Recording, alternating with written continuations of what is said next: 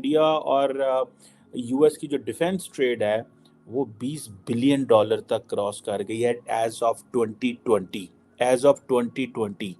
और India trillion dollar opportunity कि India की वो कौन सी एक्सपोर्ट्स हैं जो उसको ट्रिलियन डॉलर की तरफ ले जा सकती हैं। ये जो अमेरिकी फर्म्स हैं उनके पास बहुत ज़्यादा पेनिट्रेशन है।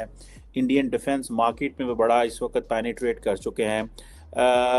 इंडिया में वो 6-7 कंट्रीज़ की एक्सपोर्ट्स में इंडिया की एक्सपोर्ट्स कहाँ पर किस नंबर पर आती हैं। 6 बड़ी इकोनॉमीज़ में एक इंडिया है जो कि यूके के करीब करीब है और 1.6 और 2.3% इसमें बताया गया। टाइम की दुनिया हो, कॉम्बैट हेलीकॉप्टर हो, एंटी शिप मिसाइल्स हो, आर्टिलरी गन्स हो, इंडिया जो है वो कॉन्टिन्यूसली उसको अमेरिका जो है वो फायदे दे रहा है। हमने अगर इंडो पैसिफिक में इंडिया को उस तरह ट्रीट ना किया और जो एक जियोपॉलिटिकल राइवरी है चाइना के साथ, ये अगर ना इसमें इंडिया को प्रॉपर्ली इक्विप किया तो हमारे लिए मसले होंगे।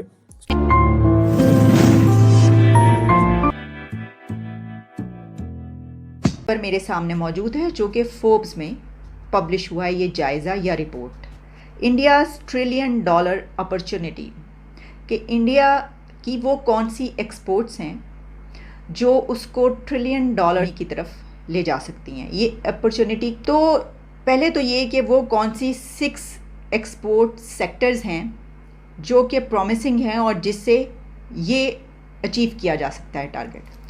केमिकल्स, जिसके बारे में कहा गया है कि 100 to 130 बिलियन डॉलर्स, 19 to 23% ये कहा जा रहा है और इससे ये बहुत बड़ी अपॉर्चुनिटी समझी जा रही है वहाँ पर।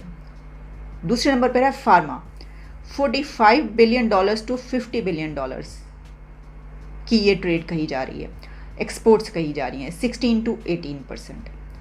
Industrial machinery 70 to 75 billion dollars, 18 to 20%। Electrical and electronics 120 billion dollars to 145 billion dollars, 35 to 40%। Automotive 45 billion dollars to 55 billion dollars, 15 to 18%। और फिर है टेक्सटाइल जो कि है 95 billion dollars to 110 billion dollars यानी 13 to 16%। अब अगर हम इसको दुनिया के मैप पर रख कर देखें, दुनिया में वो 6-7 कंट्रीज़ की एक्सपोर्ट्स में इंडिया की एक्सपोर्ट्स कहाँ पर किस नंबर पर आती हैं। अच्छा जी, इसमें जो है सबसे ज़्यादा मैक्सिमम जो है वो है चाइना, जिसका बताया जा रहा है कि वर्ल्ड का 15% उसको कहा गया है, दिखाया गया है सारे चार्ट्स और वो मौजूद हैं। चाइना के बाद आता है सेकंड नंबर पर यूएस 8.3%, यूएस के बाद है जर्मनी 7.9% और जर्मनी के बाद है जापान 3.7%, यानी जापान के बाद है यूके 2.3% और यूके के बाद आता है इंडिया 1.6%। तो इस तरीके से 1 2 3 4 5 6 बड़ी इकोनॉमीज़ में एक इंडिया है जो कि यूके के करीब करीब है और 1.6 और 2.3% इसमें बताया गया। जो परसेंटेज ऑफ वर्ल्ड जीडीपी है उसमें ये कंट्री कहाँ पर खड़ा है वो भी देखे लेते हैं। उसमें है सबसे ज़्यादा, हालांकि जो दुनिया के उस पर था वो चाइना सबसे ज़्यादा था, लेकिन यहाँ पर हम देख रहे हैं कि जब जीडीपी के एतबार से आप देखते हैं तो अमेरिका आगे है चाइना से इसमें, और सबसे ज़्यादा यूएस 24.6%, चाइना 17.3%, फिर आता है जापान 6.0%। ये तीनों उसकी वैसे ही हैं, उस पे आ रहा है। नहीं, इसमें जापान पहले आ गया और जर्मनी पीछे चला गया, उसमें जर्मनी पहले और जापान पीछे चला गया, ठीक। और जापान 6% के बाद आता है जर्मनी 4.5%, फिर आता है यूके 3.2% और फिर आता है इंडिया 3.1%। इसमें इंडिया और यूके बहुत ही करीब हैं, सिर्फ 1 पॉइंट, यूके 3.2% और इंडिया जो है वो 3.1% है। और इसमें ये भी बता चुके थे कि अगर हमने यूएस मिलिट्री टेक्नोलॉजी, अगर हमने ये जो advance US military technology China India को ना दी, मैरीटाइम सर्विलेंस और के जैसे टूल्स इंडिया को प्रोवाइड ना किए, अंडर सी वॉरफेयर जैसी जो गेम्स हैं या जो आइडियाज़ हैं उसमें इंडिया को इक्विप ना किया, तो हम शायद इंडिया को अपना दोस्त भी नहीं बना सकेंगे और हम उसके लिए हम चाइना के मुकाबले में एक इम्पॉर्टेंट प्लेयर भी और एक इम्पॉर्टेंट इत्तेहादी भी इस खित्ते में, इंडो पैसिफिक या साउथ एशिया में नहीं लेके आ सकेंगे। अब अमेरिका जो है उसने पकड़ के सारी की सारी डायरेक्शन वन वे, मतलब फिर वो जिसे कहते हैं ना कि वो जब वो अमेरिका बहादुर खुश होता है या उसका जब दिल करता है तो फिर वो इस तरह पैसे बहाता है कि वो नहीं देखता कि उसकी क्या जो है वो डायनामिक्स है। कहा जाता है कि इस वक्त इंडिया और यूएस की जो डिफेंस ट्रेड है वो 20 बिलियन डॉलर तक क्रॉस कर गई है एज ऑफ 2020, एज ऑफ 2020। और जो अमेरिकी फर्म्स हैं उनके पास बहुत ज़्यादा पेनिट्रेशन है इंडियन डिफेंस मार्केट में, वो बड़ा इस वक्त पेनिट्रेट कर चुके हैं। इंडिया की जो मिलिट्री है वो जैसे मैंने पहले कहा कि उसके पास कोई जो यूएस इन्वेंट्री या जो यूएस का जो डिफेंस इक्विपमेंट आज से अब 20-25 साल पहले चले जाए तो कुछ भी नहीं था। और अभी आप देखें कि भले मैरीटाइम की दुनिया हो, कॉम्बैट हेलीकॉप्टर हो, एंटी शिप मिसाइल्स हों, आर्टिलरी गन्स हों, इंडिया जो है वो कॉन्टीन्यूसली उसको अमेरिका जो है वो फ़ायदे दे रहा है।